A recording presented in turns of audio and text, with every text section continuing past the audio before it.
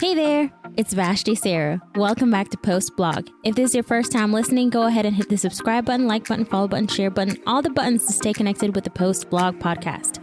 And for those of you who this is not your first time, welcome back. Hey guys, welcome back to the Post Blog podcast. Today is a very touchy topic. We will be talking about abortion. And in light of what's been happening recently in the news, in the world, it's a heavy topic. And I know for a lot of people, it's a touchy topic. But before you hit pause, before you exit out of this episode, just hear us out. 3 individuals, myself and my guests, Rachel and Justyn, we're going to just be talking about abortion, some questions that I had for them. They know a little bit more, or not a little bit, a lot of a bit more than I do in terms of this topic. So just hear us out. This conversation is not to sway you to think differently. It's just maybe to give you a little bit more understanding of what abortion is and maybe hopefully answer some questions that you may have. I try to keep things very open, but at the same time, I want to convey where I stand. And I think a lot of y'all know where I stand, hardcore pro-life. But again, don't hit pause. Don't exit this episode. Hear us out. That's all we're asking. So first of all, I just want to say thank you to my guests, Rachel and Justyn, for saying yes and for being a part of this very hard and touchy topic. But before we jump into today's topic, Justyn, Rachel, why don't y'all introduce yourself? Let the audience get a little bit more comfortable with you. Share something about your life, something about who you are. And first, we're going to start off with Justyn. All right. Thank you for having me on the show. My name is Justyn. God put the whole topic of abortion on my heart pretty recently, actually. And I don't know why he did it, but he wanted me a part of this ministry. And so I've been doing my best to be obedient in that. I am by no means an expert on all things abortion. However, I do maybe present a little bit of a different side on this. Mm-hmm. But yeah, I've from California. So over there, this topic is very controversial. And so I know it's a really hard one for a lot of people to grasp. And so I'd like to kind of fix that blurred line and make sure people can see how, to me, this is actually a pretty black and white topic. Okay. So, cool beans. And Rachel. Yes. Hey.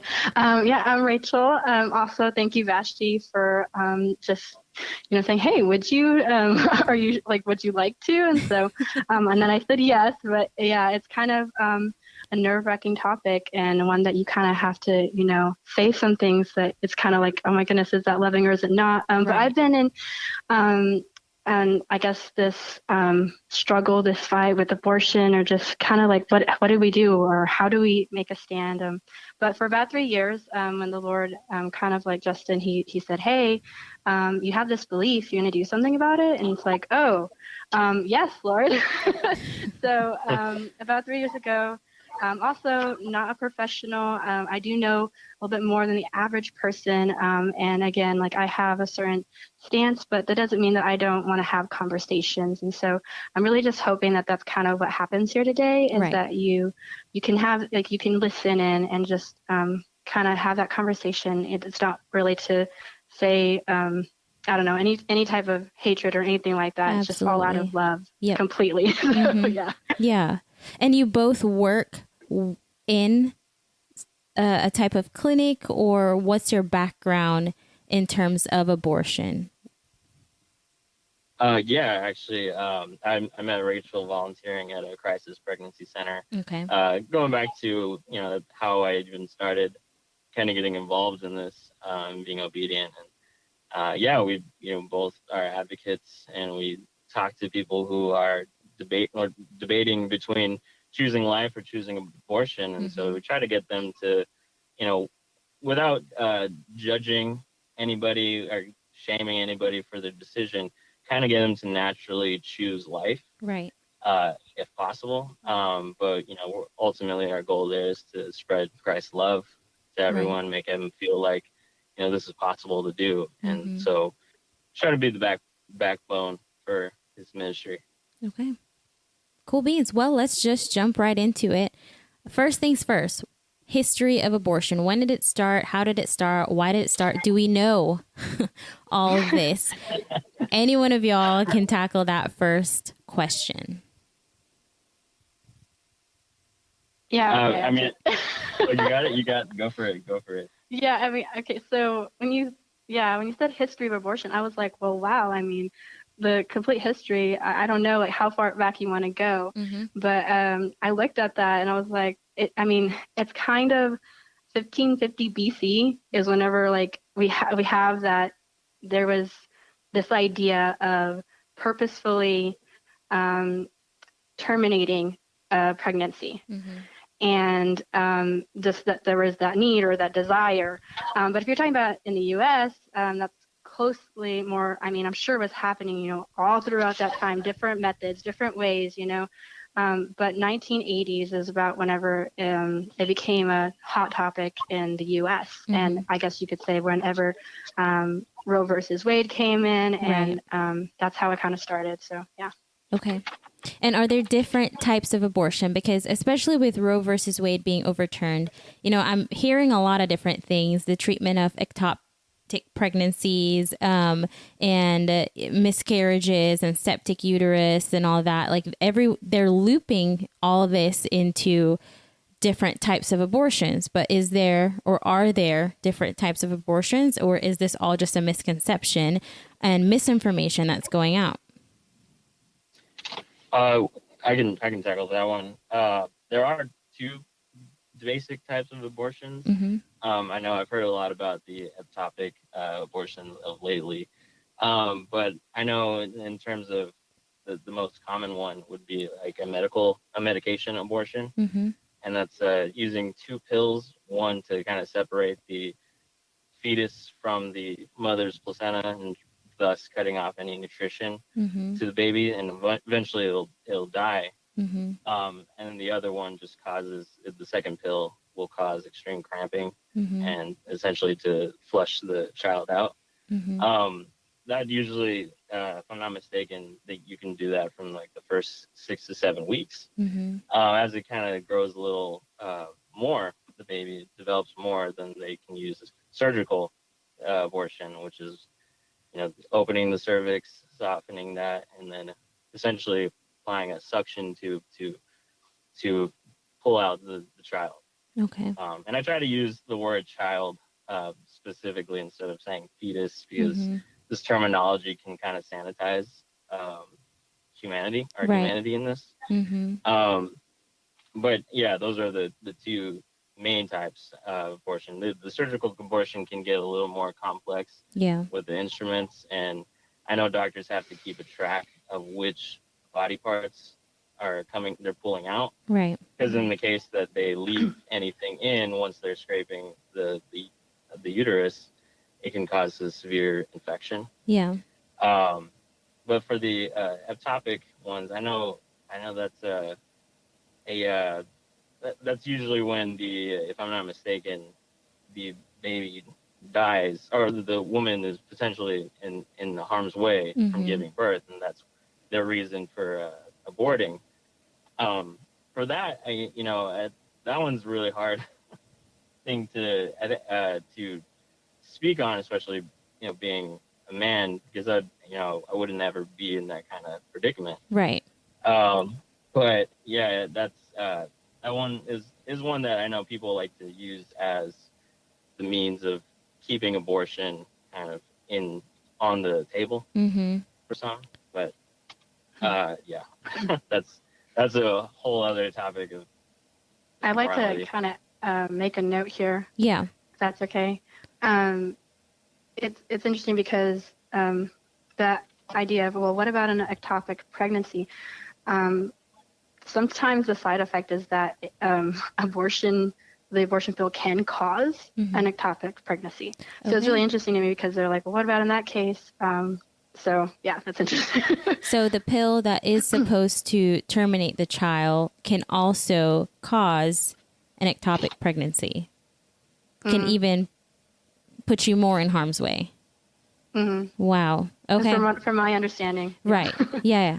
So what should you expect for someone that is contemplating having an abortion? What are the risks? And I know, Justyn, you went in a little bit on that in terms of taking the pill. But in the medical procedure, what does that look like? And, just be as graphic as possible, because it is a graphic topic. It is a very, I don't want to say grotesque, but it is a messy topic. And too often I feel like we try to pretty it up a little bit. And Justyn even touched on that, where we even desensitize ourselves, and it's okay. It's just an abortion. This is what it is. It's fine. And it's not just an abortion. There's a medical procedure that has certain risks. And I feel like, women, we go into it not knowing what to expect. And from women I know that I've talked to that have had abortion or have had abortions, they didn't realize that's what was going to happen. The first thing that was in their thought was, let's just terminate the child, or not even the child. Let's just get rid of this thing instead of me because I'm not ready yet. So what is that medical procedure? What does it look like? What to expect? What are the risks? So the medical procedure, I mean, I know if you're taking it, the actual surgical portion through whatever clinic you decide to go to, I know the first day they need to soften the cervix. Mm-hmm. And so you're going to have to come back the next day to actually have a bunch of metal rods, blanking on the name of it. I think it's a stirrup. Basically tools that you would get in a typical pap smear to open the vagina, open up the uterus. It's a whole bunch of invasive instruments in there, and then it's then essentially, once they physically take out the body of the baby, is just going in and scraping. And I know that causes excessive bleeding. Mm-hmm. You could potential infection as well. Mm-hmm. It can cause damage to the cervix and the uterus, and on top of that, there are side effects to the anesthesia that they use. And I know that a lot of people, there's a lot of trauma behind it, especially with hearing that suction machine that they use. Mm-hmm. They associate that any kind of sound to that experience, and it can be similar to PTSD. Wow. For those who've kind of gone through that. And that's something that, you at Crisis Pregnancy Center that we work at, we'd have a lot of people who come in for counseling just to kind of cope with the decision. Wow. It can be a very traumatic experience. And that is something you always have to consider when making such a huge decision. Right. So are there any misconceptions regarding abortions? Misconceptions. Yes. Oh yeah. Yeah. It's how many? The misconceptions. It's safe. It's easy. It will make all my problems go away. Yeah, it's harmless. Right.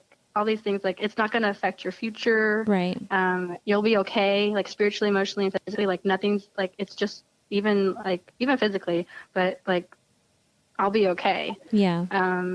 Not yeah. Wow.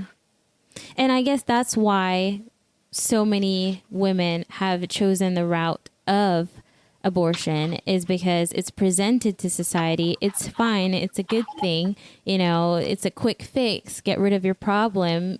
There won't be any long-term side effects or whatever it may be.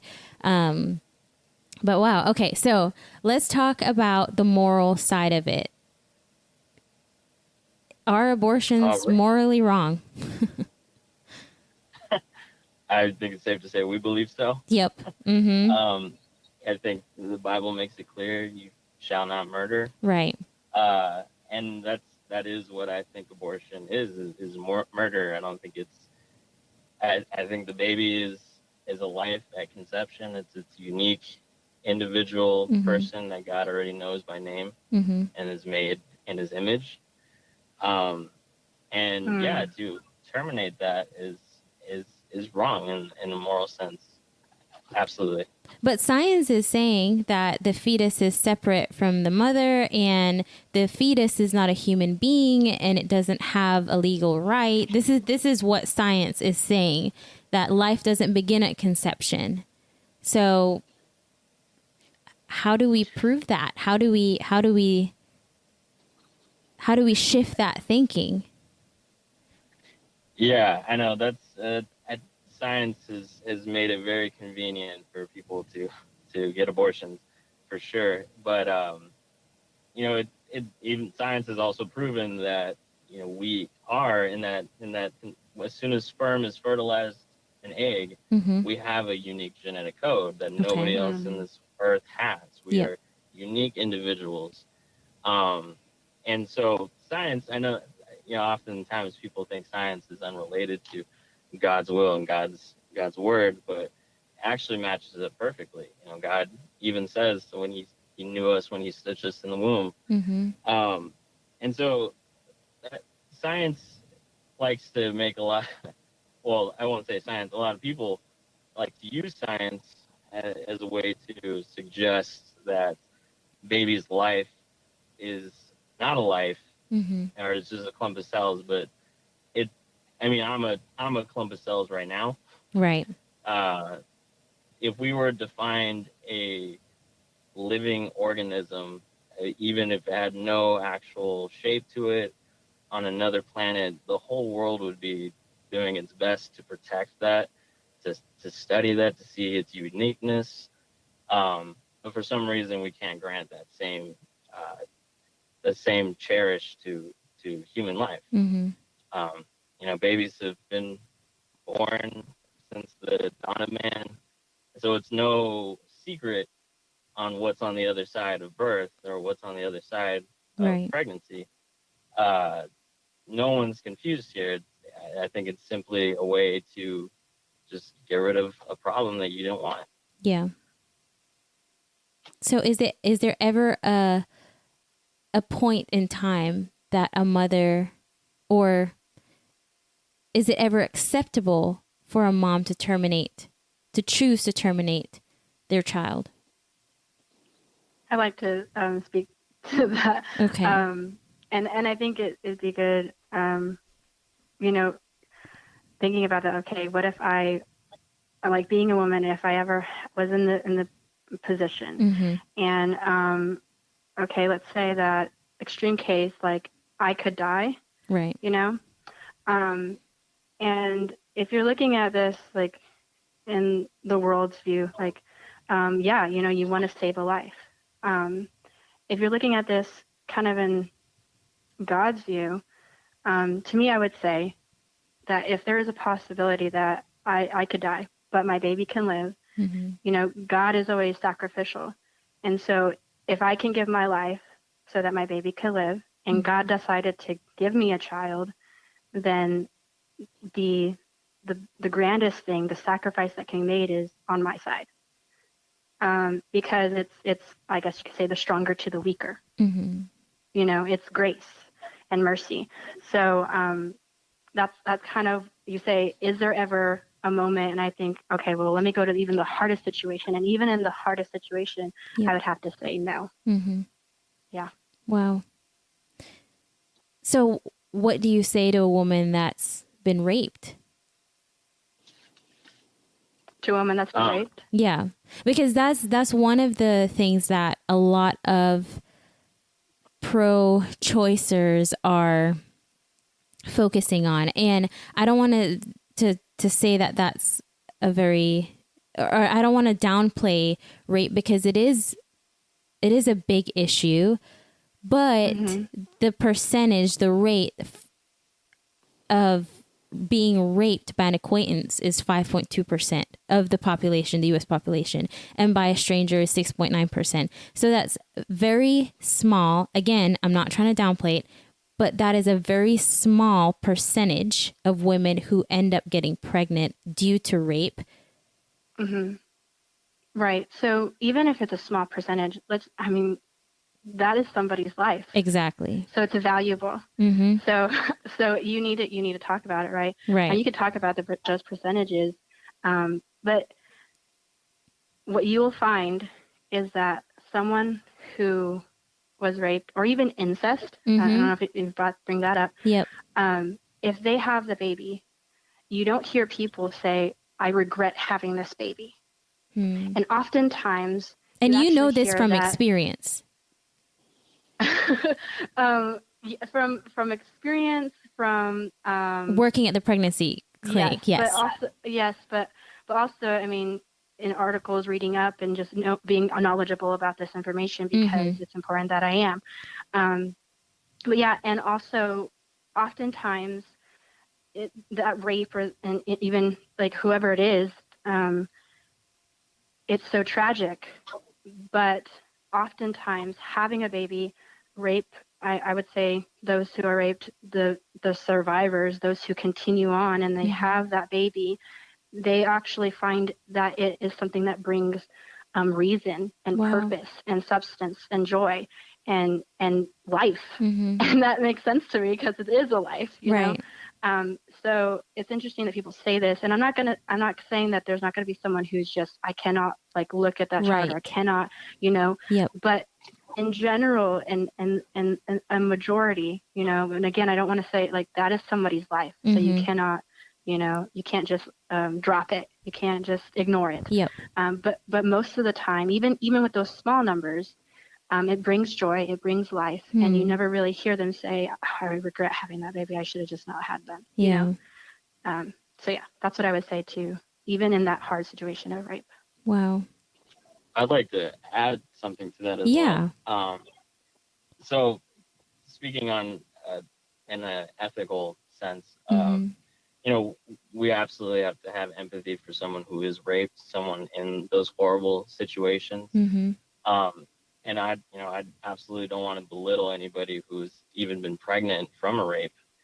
But at the end of the day, this is kind of why I say it ends up being a black and white scenario, is that, you know, the rape, while being a horrible instance that happened and nobody deserves, killing a child is also another horrible instance. The old saying, 2 wrongs don't make a right. By aborting your child doesn't stop the rape from happening. It doesn't reverse the rape. It still happened, and it's unfortunate, but you know, there's nothing you can do about the rape at that point. Now we're dealing with a human life, innocent to that whole situation completely, has nothing to do with it, and just needs an opportunity to live, you know. And so, you know, I understand women who don't want the child that came as a result of rape. I would understand that completely, but resulting to murder is not the way to go about it either.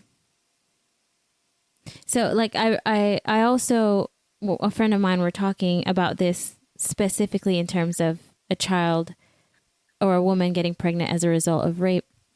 And essentially it only compounds the violence and trauma that the woman is going through. And 2 wrongs doesn't make a right, but also you destroy the evidence that a crime was even committed, you know? And that's not to say that's the only reason why you keep your child, but if that's one of the reasons why, go for it. And there's a lot of options out there moving forward. If you don't want to keep your child, there's adoption. And again, that's another hard topic for itself, because the foster care system is overwhelmed and we need more people to step up. And the Bible is very, very specific. We need to take care of the orphans and the widows. But I also feel like the church or the Christian community, we like to speak on certain topics. We're hard and steadfast on certain topics. But when it comes to walking it out, we shy away from it. And even just being open about our stance on abortion, we can't even be open about that. And it's because we're afraid of what people will say. We're afraid to offend. And again, this podcast, my biggest prayer is that just doesn't offend anyone, and it probably will, but two, that it will be conveyed in a heart of love more than anything else. And that's my biggest prayer. But yes, a woman who's been raped and gets pregnant from that or conceives from that, I feel like it would just be added on trauma. And the child is innocent and they shouldn't be sentenced to death for a crime of their biological father. I personally, morally, I feel like it's unfair, but yeah. And it's hard to I understand where people have a hard time kind of seeing that. Because, I can't imagine being pregnant as a result of rape. Yep. That is a true hardship. And so my heart goes out to any of the women who have been. That is a hard decision to make, but you do have to, and I think it's important even for those who are in the faith to kind of recognize that murder is wrong. And so when you surrender your moral high ground to horrible situations, it is saying that you don't have faith in God. You don't think he's big enough for these horrible instances.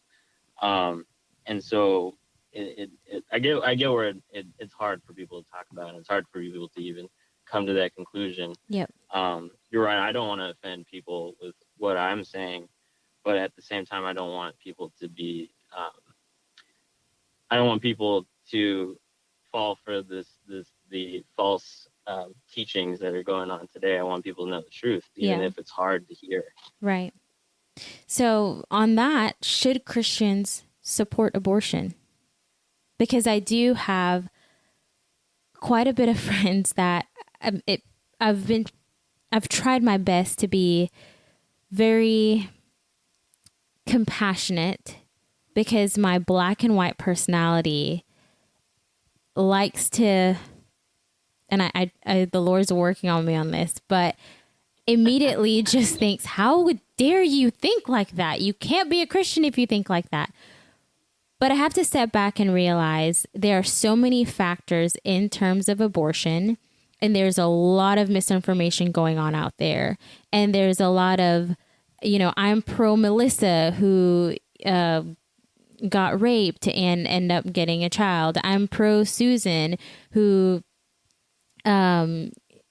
was hemorrhaged during blah, blah, blah, or not, I'm pro this person. Yeah. So there's all that stuff going out there. And a lot of it, it is misinformation. I have PCOS, and I saw one thing pop up today about, women with PCOS are targeted because of the abortion rule being overturned, or Roe versus Wade being overturned, and women with PCOS are in danger now, and all these different things. I'm like, but I have PCOS and none of what you're saying is true.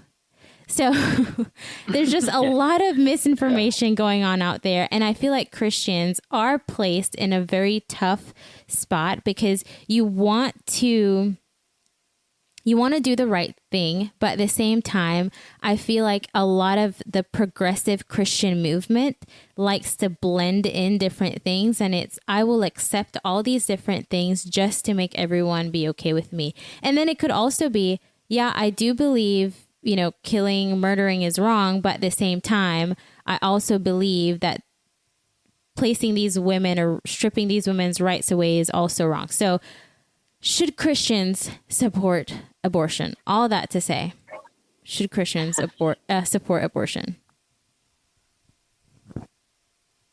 Yeah. That's a hard one. I can answer that. No. And very bluntly, no, I don't think Christians should support abortion. I think it's contradictory to our belief entirely.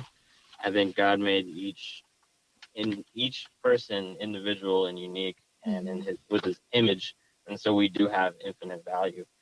I know a lot of, kind of like what you were saying, that because we are a religion of love, and that's first and foremost, that does not mean that we need to accept evil ideas. Yeah. And And so, yeah, I don't think Christians should support abortion, and I'll say to any extent. It is intentionally killing God's creations. Yeah. And yeah, so. Yeah. I think sometimes it's kind of hard because it's such a, you can look at abortion as a compassionate thing. Christians can say, well, if they're in that situation, then it's something that can help them, that it can like mend them, and they're broken, so it can help them heal. And so, when you say abortion, though, like we talk about how that's just murder, and so support abortion, support murder. Just take it down to its simplest and say, should Christians support sin? And should we do that? And in no way should you support sin, but then you don't want to let go of this compassion part. Yep.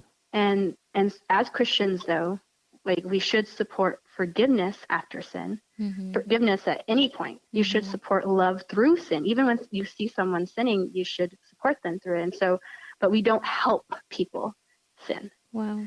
And so I think like you don't help someone have an abortion, so you don't support them to sin. Like, so I don't know, like to me, that's its simplest explanation, the simplest format that you can put in. What are we actually doing when we do this? And then you see the love, and then you can see the compassion. Wow. So. Wow. So does abortion increase poverty? We're shifting it a little bit here. This is something that I've read a lot, that abortion, we're just going to end up being more in poverty, and abolishing or removing the access to abortion increases poverty, because women will be forced to have a child that they don't want. Women will be forced to have a child that they can't afford to take care of. So is it true? Does abortion increase, or abolishing abortion increase poverty?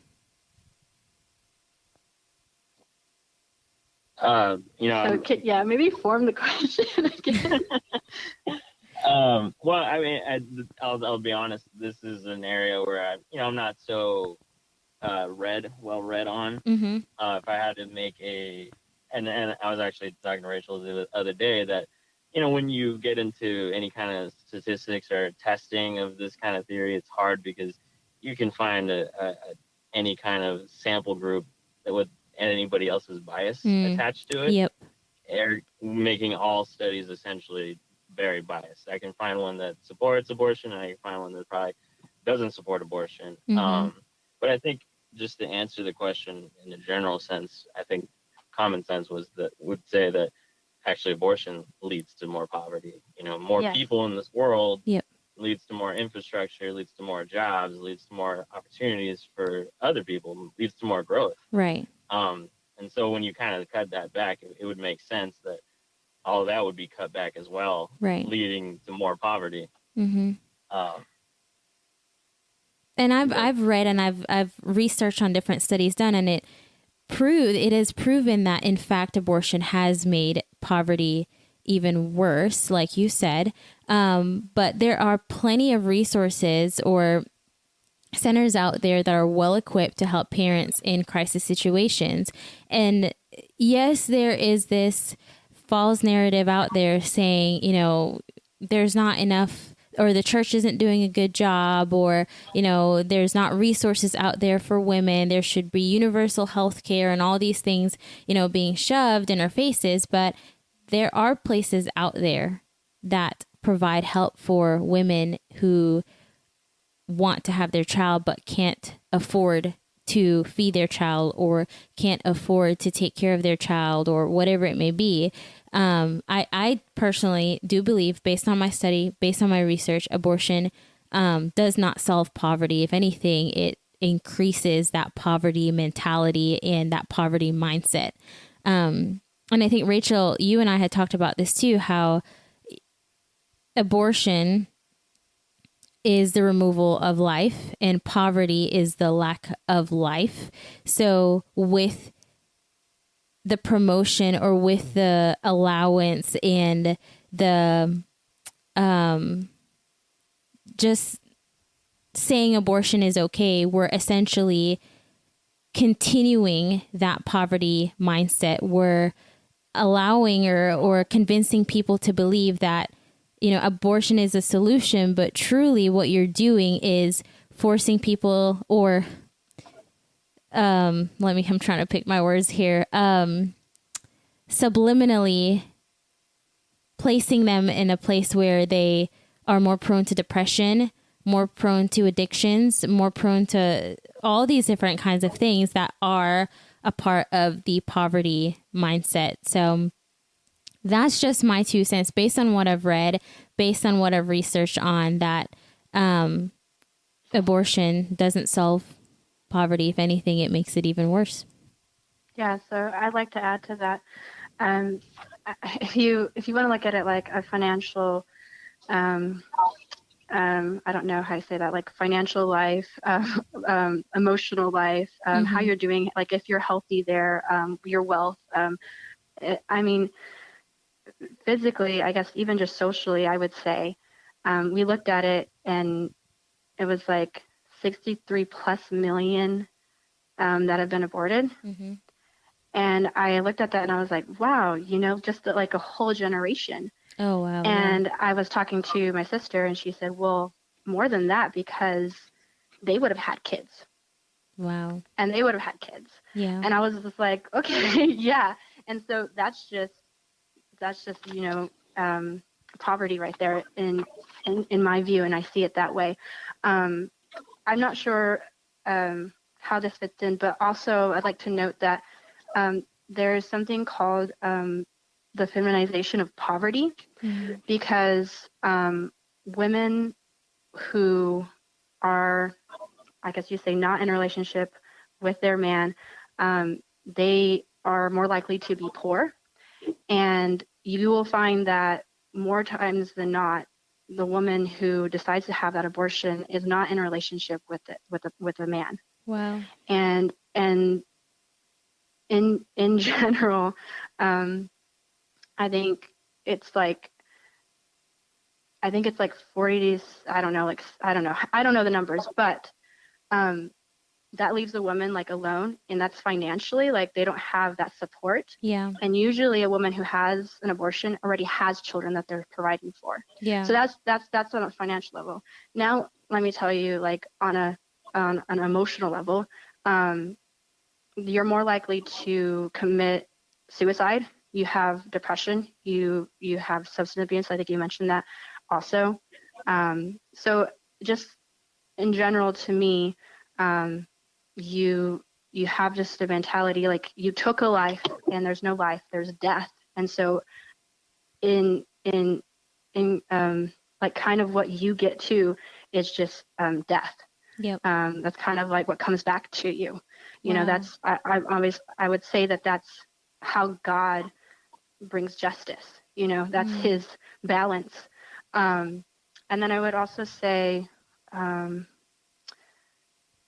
physically, you're also more likely to, or I guess you could say your infertility rates drop.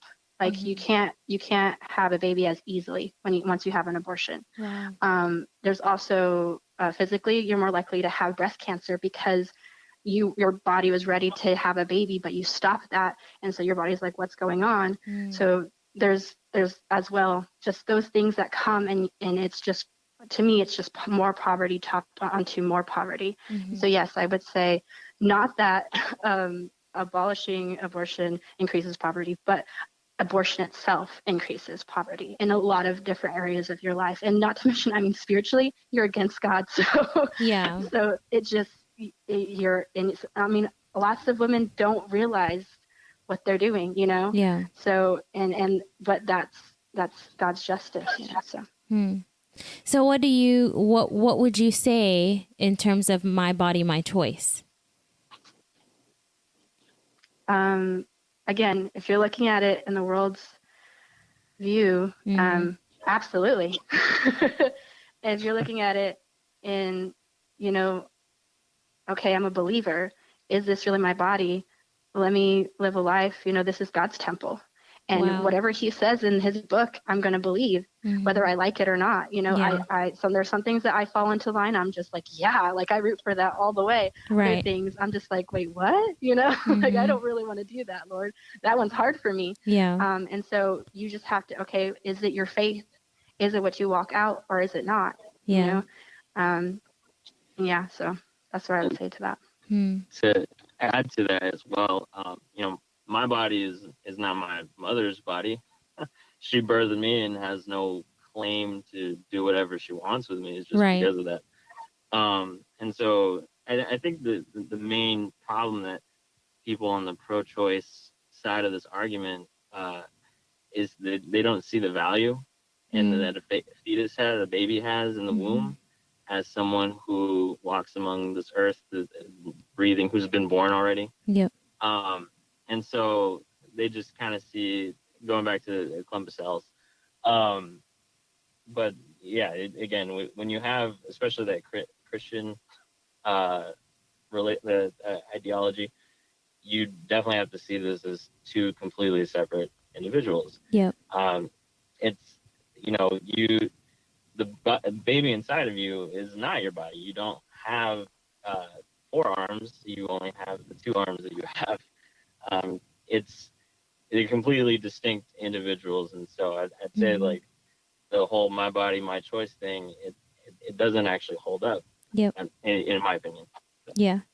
Something my husband and I were talking about is that we believe, and this has nothing to do with, an aha moment from the Lord, and we heard this, but we were talking about it, and Jared and I came to the conclusion that this whole issue stems from our loss of identity and us truly not understanding where our identity lies. And we see that played out in the LGBTQ community, because if I choose to, I can say I identify as a squirrel. I can absolutely say I identify as a squirrel, and I'm convinced by it. I can say I'm attracted to a brick wall. I can say I'm, feel like a man today. And it stems from an identity issue. We truly don't know who we are. And when we lose that sense of identity, we lose the essence and the importance and the truth behind what life really is. And I think that's why there's so many people confused today. My body, my choice. The thing in me is just a clump of cell. It's nothing. And then we use different means to justify a procedure, and we lump the procedure with women who have had miscarriages. I have had family members I've had women in my family who had miscarriages. It wasn't their choice. They could have chosen, they would have had that child. And that's wrong to lump my family member who had a miscarriage and tell her, oh, you had an abortion. No, she didn't. No. It's completely different. An abortion is you choosing to terminate a child. A miscarriage is the child died. The child couldn't survive. There was something going on biologically that didn't work out for that child to survive without the mom's knowing.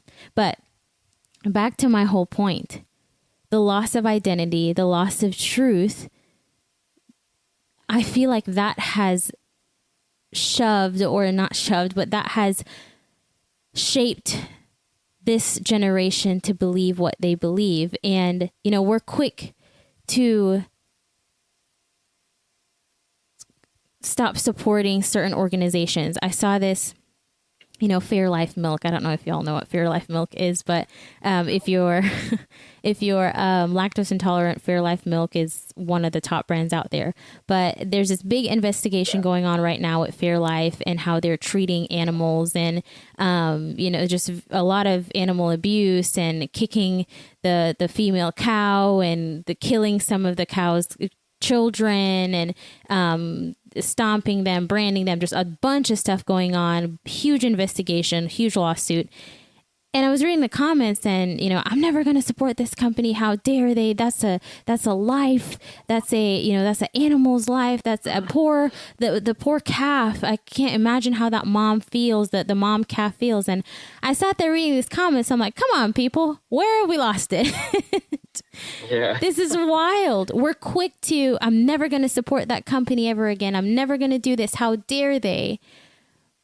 But it's because we've lost the reality of what life really is. And I'm not saying that, I'm pro harming animals. That's not it at all. But how is it that we as a generation just we've confused what life really is. We've confused what our identity is and where our identity lies. But I mean, if y'all want to, y'all can touch on that. But I just wanted to add that portion there where, it just dawned on us. Our identity is so messed up. And that's why we think a baby is just a lump of cells. It's worth nothing. And we truly believe that. Yeah.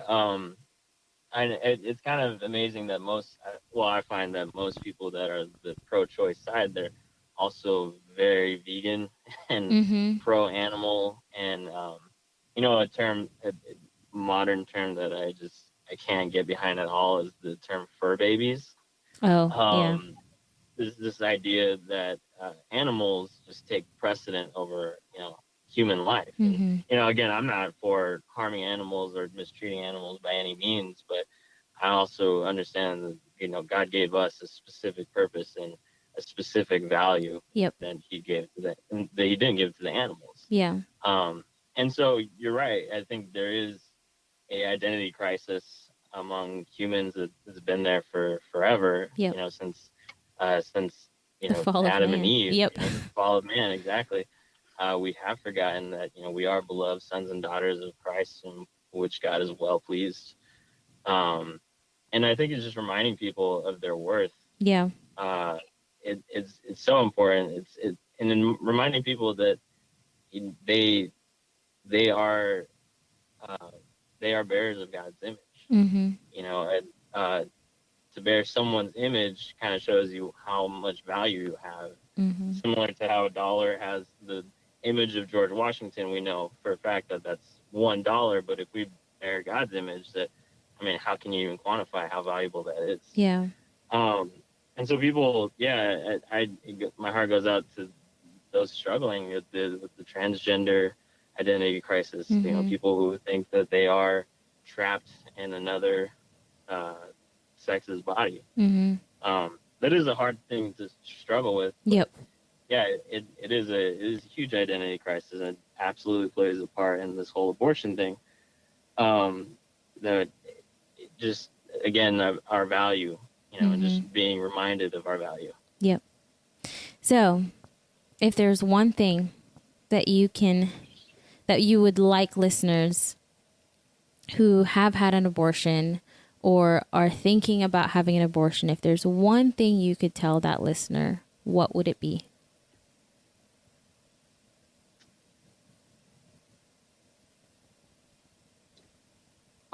Well, I can, for me, I guess what I would tell a woman specifically is that, just ask the question that is this possible is bearing a child and raising a child like so impossible? And I just let them know that whatever their decision is, and it's a hard decision, and it's made a lot harder too, especially with the Roe v. Wade being overturned. That God can cover, Jesus can cover your sin. You are covered, and so you don't have to feel shame. But I would definitely encourage you to reconsider, think about this body inside of you as an actual human being and not just a clump of cells. Think of it as having value, having its own personality. God knows it already by name. And just be reminded that when you do this, there is so much that you are giving up and destroying for something that seems like the convenient, easy thing to do. You're dealing with pregnancy. I can't imagine. I don't have any kids, but I can't imagine it's easy. Having kids, raising kids, it's not easy, and it definitely comes with a bunch of sacrifice, but it also comes with a lot of reward. Yep. And so I would encourage them to be reminded that the rewards are good. The rewards are plentiful. It's temporary pain, but there's pain in everything. Yeah. And so just to encourage them that it's not over. Yeah. And to men specifically, I would say speak up. I know so many, well, I don't know so many men, but I've talked to so many men who want to have kids that feel like they are kind of left in the sidelines in this decision because it's a woman's right. Air quotes, of course. But they don't feel like they had a voice. They feel like they have absolutely no say in this particular topic because it primarily deals with a women's body. And so I would encourage them to speak up. So many times people are getting abortion because there's a miscommunication between the two. Female feels like she is, she doesn't want to be a single parent, and she thinks that maybe she's doing him a kindness by not putting this burden on him. Right. While in the other end, he might be actually willing to be a parent, but he's holding his tongue because he feels like it's not his place to say. Yeah. And so I would encourage the man in that situation to speak up, and take charge, take that responsibility, and have joy in your responsibility. God made men leaders, and then He made men providers for a reason, and so we are, it's a hard task at times, but to take joy in that responsibility. God has blessed you with a child. And for those who are wavering, men that are wavering on the abortion and considering it, I would, encourage them as well. Like, raising a child, it's not as impossible as people say it is. And I would encourage everybody to go to a crisis pregnancy center for sure, because there are actually a lot of them around. People who care about it, care about your circumstances, care about lifting up families and supporting families, and reach out to that. Reach out and use all the resources you can. Rachel? I would say, so the ones that have had the abortions, just that they are so incredibly loved, that there is healing. I know that sometimes there is just that pressure of like, oh my goodness, I can't handle this, or I'm going to end up putting this on my family or on the person that I'm with. And so it's just better not to. And so they feel that pressure. And oftentimes they were struggling with that decision, and I just want them to feel supported and know that they're loved, and that they were doing their best, and just that there is healing. Like, there's so much support. There's so many people who are behind you, who are thinking about you, and wanting for you to, find peace again. If you're not in a situation of peace, and you are struggling with depression and different things, sometimes I know that when you have an abortion, you're just numb. Like, you just become numb. And then the flip side of that is when you have an abortion, you can become very hard.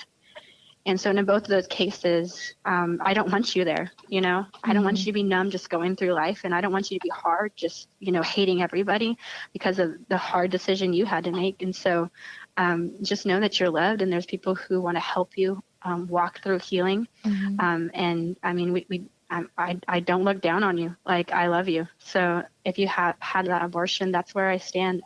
Open arms, we all make mistakes. Yeah. I haven't had an abortion, but I've sinned, Yeah. So we're all there, and we all need God's grace. So if you're thinking about having an abortion, it's like, okay, it's illegal now, but you know what? Right. I mean, before that, it was a sin. So, but if you're thinking about it, consider everything, and see, is it possible? Weigh the options, and really consider, okay, is do I want my struggles in life to be that I see a child and they remind me that, oh, my baby would have been that old, and the depression and the suicide and the physical things that could happen to your body, and just abortion itself, the process, whenever it happens, going through that basically and like early pregnancy that it's induced upon your body. Do you want that for yourself? Or do you want to parent, Could you possibly do that? And that comes with its own struggles as well. But I would say, like Justyn said, there's reward in that. There's so much reward, even in finding a family, choosing a family for your child. There's so much more grace if you can do that, So if you can look at that and find someone to help you, we're here for you, So that's what I would say. Wow. Any closing thoughts before I conclude this episode? Yeah, and again, going back to the Christians that are kind of having a hard time swallowing some of this information, just want to remind them too that, to surrender to God is to surrender to his word and to take it as absolute truth. When choosing to vote for abortion or choosing, or even reasons to think that abortion is acceptable, just to be reminded that we are being judged by our decisions, by our voting. God is on the side of life. He is always after our best interests. And so when you're kind of wavering on whether or not you should get an abortion, you have to be reminded that, again, going back to that value, that each person is valuable in God's eyes and bears God's image. And so just recognize that before you give in to accepting people's horrific situations and choosing to lend the moral high ground. We have to kind of maintain that moral high ground. Otherwise, we're gonna lose all of our footing. Yeah. And so just to consider that once you kind of make any kind of case that killing an innocent human baby is acceptable, then every case becomes acceptable. And just to keep that in mind, again, just going back to voting. Yeah. Wow. I would say, kind of in that same light of, if I'm talking to a friend who's pro-choice, a believer who says that they're pro-choice, I often see it in two forms, that either that it's based off of compassion, or it's based off of just like angst, like just, I don't know, they're just so mad. Yeah. And what I would say for those who are, I guess you could say, on this compassion side, I would just ask, I would say, yes, I see your compassion there in your heart, but I would ask, is it the most compassionate? Wow. And if you can say yes, then okay, but just to look at that and ask yourself, is it the most compassionate? And for those who, they're very passionate about it. They have a lot of angst or just rage even. And there's a lot of reasons for it. I don't know even just your story or your history, but if you take away the anger, where does that leave you? Yeah. And if you find that it's the anger is your fuel, can you find, a place that it comes from love and compassion? Yeah. And if you take away the anger and you find no love and compassion for your choice, for your reasoning, then maybe reassess. Wow. And tackle it from the side of love instead. So that's what I would say to my friends, to my believers who are pro-choice. Wow. Well, before we wrap this up, first of all, thank you both so much for being transparent, for being honest, having a very hard and honest conversation. And, this is not the end. This is certainly not the end. And, a matter of fact, a lot of people or a lot of Christians feel like we won. We didn't win anything. This is a step towards, a great movement, but we didn't win anything because it's still messy. A lot of women are hurting. A lot of women are angry, and rightfully so, because a lot of women feel like their rights were stripped away, and that the Christian community or the conservative community are choosing to ignore what most women and people want. And so it's not the end.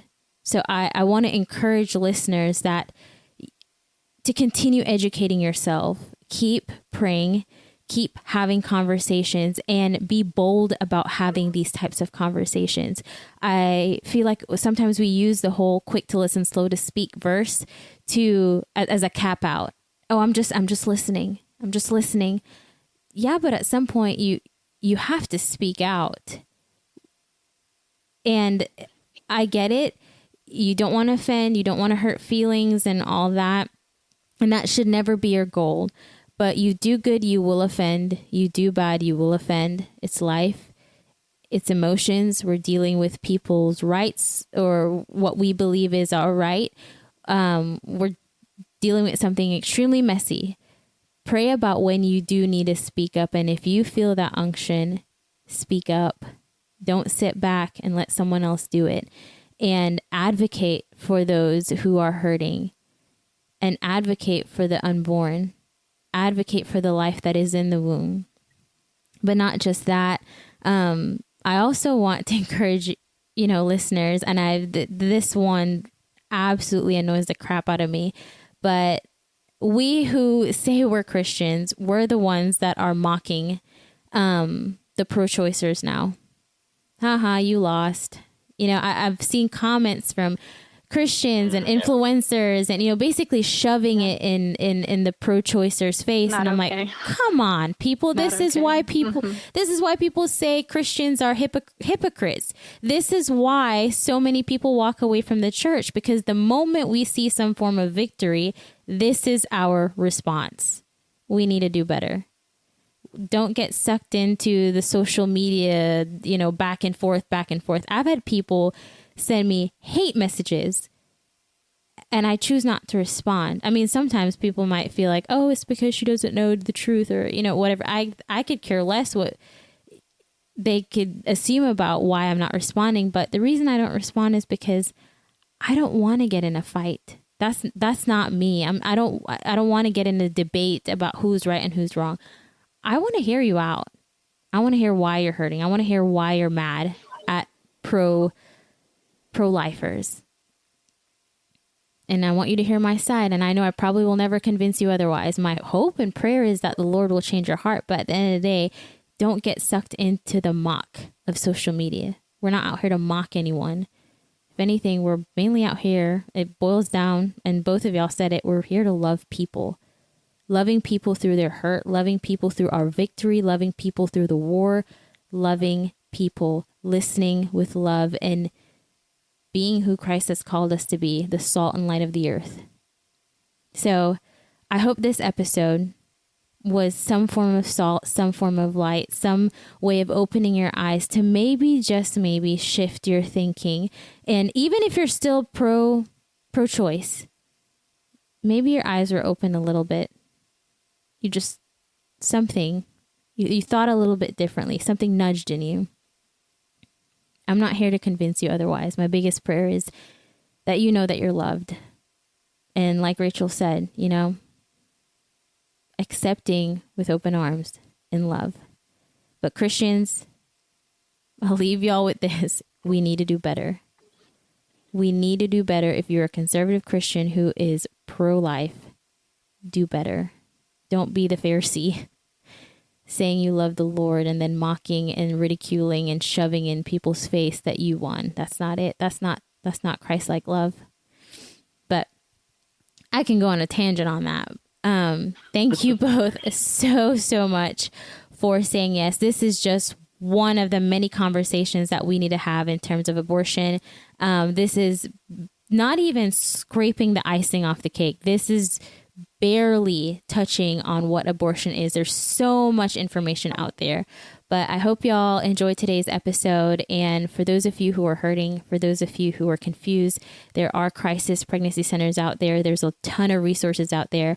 But thank you, Rachel and Justyn. It means a lot. And I hope the Lord blesses you tremendously for your obedience, because it takes a lot of gusto to do what you guys do, and helping women at pregnancy crisis centers. So thank you guys so much.